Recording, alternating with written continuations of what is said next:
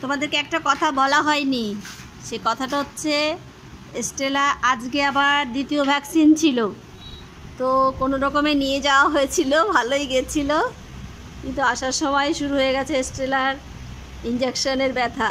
তো দেখো এখন কি হাল, তোমরা দেখলেই বুঝতে পারবে। এই যে ডান পায়ের এই থাইতে দেওয়া হয়েছে এইখানটায়। হ্যাঁ হ্যাঁ আমি আমি আমি দেখছি, আমি দেখাচ্ছি। এখন বরফ দিয়ে দেওয়া হয়েছে, বুঝতেই পারছো, এই যে ভেজা এখান দিয়ে বরফ দেওয়া হয়েছে। পাটা যথেষ্ট ব্যথা,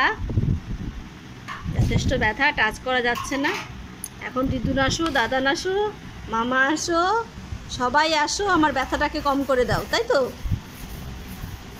তো। দুপুরবেলা এই দেখো মাংস ভাত, যে সুন্দর ভাত খায়ও, কিন্তু মাংস ভাত সেটা খেতে ইচ্ছা করছে না, তার কারণ হচ্ছে পাটা প্রচণ্ড ব্যথা।